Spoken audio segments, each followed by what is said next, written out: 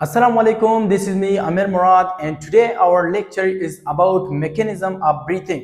ठीक है, तो mechanism of breathing किस तरह होता है, उसके तरीक़ाकार क्या है, हम वो पढ़ते हैं. ठीक है, ब्रीथिंग क्या होता है? सिंपल, जब एयर बाहर से अंदर की तरफ आ रही है और अंदर से बाहर की तरफ जाना एयर का, इसको कहते हैं ब्रीथिंग. ठीक है, ऑक्सीजन अंदर आ रहा है, CO2 बाहर जा रहा है, तो इसको कहते हैं ब्रीथिंग. ठीक है, तो हम लिख सकते हैं कि the taking in and out of air is called breathing. तो इसको क्या कहते हैं? ब्रीथिंग. ठीक है, जब एयर अंदर की तरफ आ रही है और बाहर की तरफ जा रही है तो इसको कहते हैं ब्रीथिंग. ठीक है, सिंपल फिजिकल प्रोसेस है ये. ब्रीथिंग क्या है? फिजिकल प्रोसेस है. ठीक है, फिजिकल प्रोसेस. इन और आउट गैसेस का या एयर का, इसको कहते हैं ब्रीथिंग. और ब्रीथिंग को कंट्रोल करता है medulla oblongata. It control by medulla oblongata. ठीक है, इसको मेडुला ऑब्लांगेटा कंट्रोल करता है और ये ब्रेन में होता है. मेडुला ऑब्लांगेटा कहाँ पर होता है? ब्रेन में. तो इसको, ये पार्ट ब्रेन का कंट्रोल करते हैं. ठीक है, ब्रीथिंग को.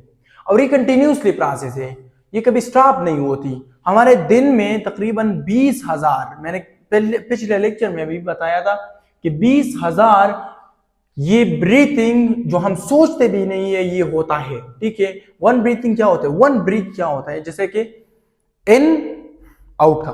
ठीक है, एयर को इन करना और एयर को आउट करना, इसको वन ब्रीथ कहते हैं. ठीक है, तो ये हमारे पास 20,000 होता है ब्रीथिंग. अच्छा, तो ये ब्रीथिंग, ये it is continuously take place. ये कंटिन्यूसली होता है, स्टॉप नहीं होता. ठीक है, वन आफ्टर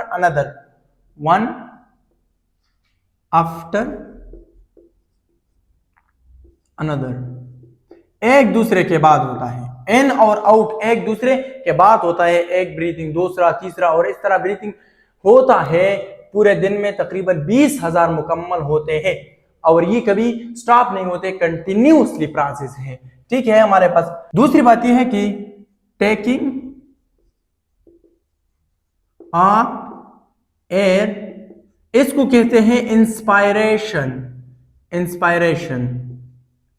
ठीक है, our letting out of air, इसको कहते हैं एक्सपायरेशन. एयर फ्लो किस तरह होता है? कंटिन्यूसली फ्लो होता है, इन और आउट होता है. यानी हम कह सकते हैं कि in and out from to body and from body की तरफ जा रही है, बॉडी में इनसाइड में और अंदर जा रही है और बाहर भी जा रही है. ठीक है, इसको कहते हैं ब्रीथिंग. ब्रीथिंग में सबसे पहले जो हम पढ़ रहे हैं, इसका पहला पेज जो है वो है इंस्पायरेशन. क्योंकि ब्रीथिंग कंसिस्ट होता है टू पेसेस.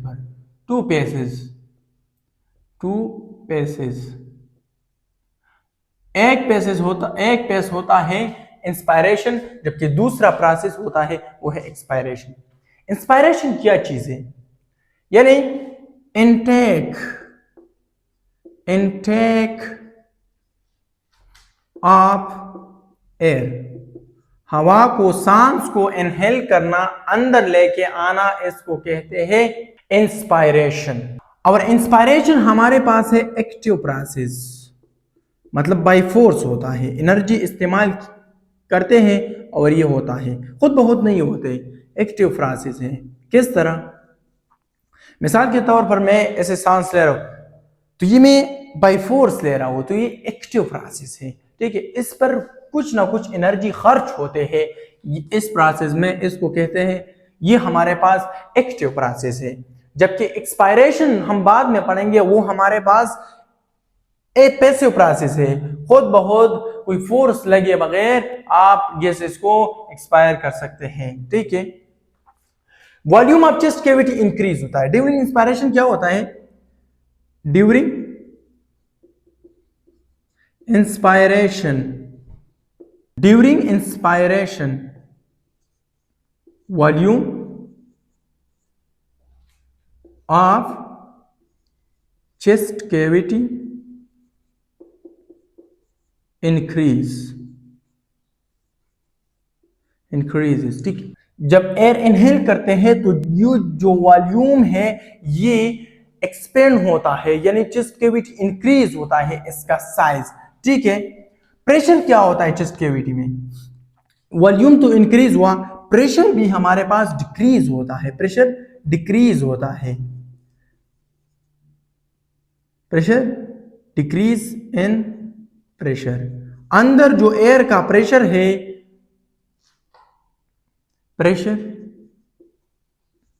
अंदर यहां पर जो एयर का प्रेशर है चेस्ट कैविटी में, लंग में, तो वो प्रेशर डिक्रीज होता है। इस तरह यहां नीचे एक डूम शेप का स्ट्रक्चर होता है, इसको कहते हैं डायफ्राम। तो डायफ्राम क्या होता है?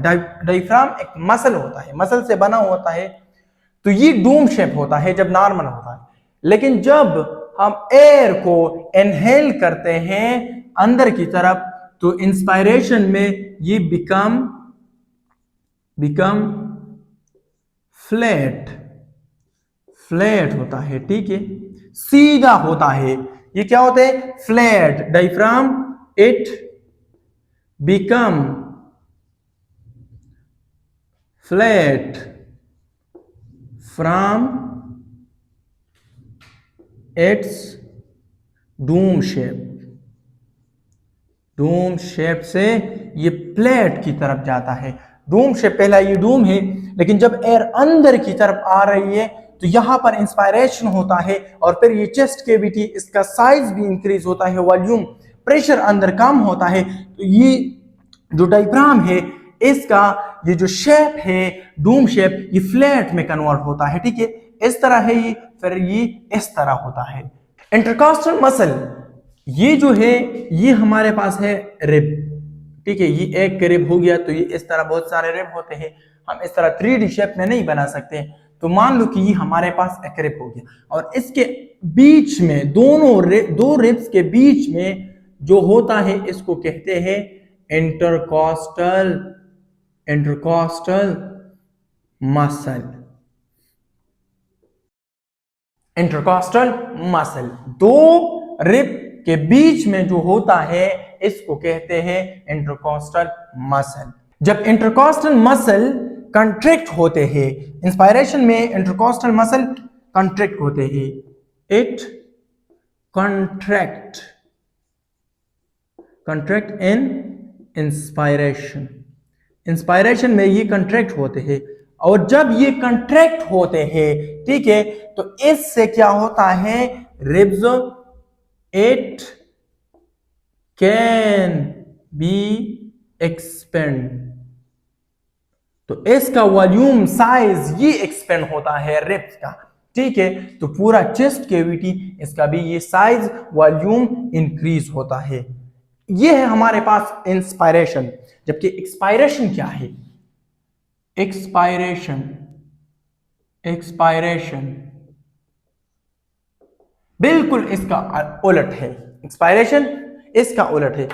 यहां पर सांस, हवा अंदर की तरफ, जबकि एक्सपायरेशन में क्या होता है? लेटिंग आउट ऑफ एयर। और ये हमारे पास पैसिव प्रोसेस होता है। पैसिव प्रोसेस, इसमें कोई एनर्जी खर्च नहीं होती, और खुद ब खुद यहाँ पर गैसेस बाहर जा रही है। इंस्पायरेशन में देखो, मान लो कि इंस्पायरेशन हो रही है, सांस हमने अंदर किया तो सबसे पहले ये अपवर्ड, ये प्लेट हो गया, डोम शेप था तो ये प्लेट हुआ, और चेस्ट कैविटी, ये रिब्स, इसका साइज इंक्रीज हो गया। ठीक है, एक्सपायरेशन में क्या होता है, हम सांस बाहर की तरफ लेते हैं तो यहां पर चेस्ट कैविटी का साइज डिक्रीज होगा, जबकि प्रेशर वहां पर ज्यादा होगा, इंक्रीज होगा, और डायफ्राम वो बिल्कुल अपने शेप में आ जाएगा, डोम शेप में। ठीक है, वॉल्यूम यहां पर किस तरह होता है, वॉल्यूम तो यहां पर क्या होता है कि वॉल्यूम आप चेस्ट कैविटी एक्सपायरेशन होता है तो वो डिक्रीज होगा, क्योंकि गैसेस बाहर जा रही है। ठीक है, गैसेस बाहर जा रही है तो वहां पर जो साइज होगा चेस्ट कैविटी का वो आहिस्ता आहिस्ता डिक्रीज होगा। इस तरह हमारे पास जो प्रेशर होता है, तो प्रेशर में क्या होगा कि प्रेशर इन लंग्स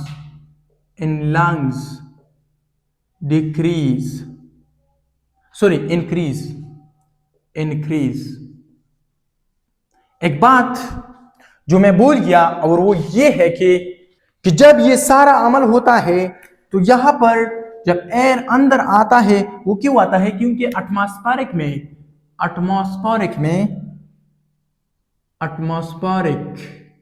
एटमॉस्फेरिक भी कोई लोग कहते हैं, एटमॉस्फेरिक में गैसेस का जो कंसंट्रेशन है वो ज्यादा है, वहां पर ज्यादा होता है, इसलिए प्रेशर ज्यादा है यहां पर, तो एयर अंदर की तरफ आ रही है इंस्पायरेशन में।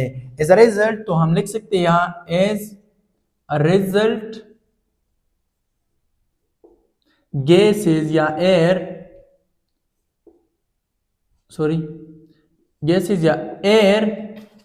rushed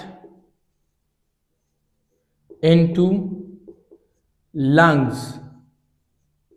ठीक है, तो एयर अंदर आ रही है लंग्स की तरफ, क्योंकि बाहर जो एटमॉस्फेरिक प्रेशर है गैसेस का, एयर का, वो बहुत ज्यादा है, इसलिए वो अंदर आएगा। प्रेशर में हमने बताया कि जब साइज डिक्रीज होगी चेस्ट कैविटी का तो गैसेस बाहर जा रही होती है, और यहां पर एयर प्रेशर इन लंग वो ज्यादा होता है। तीसरी बात ये है कि डायफ्राम अपनी हालत में जाएगा। डायफ्राम क्या होता है, डायफ्राम पहले ये प्लेट पाम में होता है, जब इंस्पायरेशन होता है तो ये प्लेट इस तरह, लेकिन जब गैसेस बाहर जा रही होती, एयर बाहर जा रहा होता है तो ये डूम शेप में कन्वर्ट होता है। Diaphragm become in Doom shape, अपने पुराने वाले शेप में ये वापस कन्वर्ट होते हैं, आते हैं। इस तरह हमारे पास इंटरकॉस्टल मसल ये जो होते हैं ये भी एक्सपेंड होते हैं, और रिब्स वो क्या होते हैं, वो कंट्रैक्ट होते हैं। इंटरकॉस्टल मसल यहां पर एक्सपेंड होते हैं, जबकि रिब्स हमारे पास वो कंट्रैक्ट होते हैं। ठीक है, इंटरकॉस्टल मसल क्या होते हैं, हम लिख सकते हैं इंटरकॉस्टल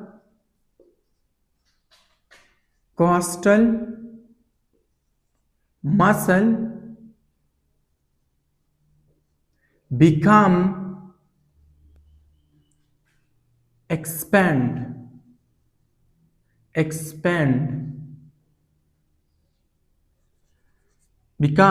expand जबकि रिब वो क्या हो गए, contract. Rib become contract, rib become contract, वो कंट्रैक्ट होते हैं। लिफ्ट लंग में ये हमारे पास है ये हमारे पास है राइट लंग, ठीक है, सॉरी ये लेफ्ट लंग है, लेफ्ट लंग, और ये है राइट लंग, ठीक है। राइट लंग में क्योंकि इसका वॉल्यूम ज्यादा है, यहां पर मेडिस्टिनम इसको कहते हैं, इस जगह पे हार्ट मौजूद होता है, तो लेफ्ट लंग थोड़ा सा स्मॉल होता है साइज में और वॉल्यूम भी इसका कम होता है। तो राइट लंग जो होता है इसमें एयर ज्यादा जमा होते हैं, तो हम लिख सकते हैं कि राइट लंग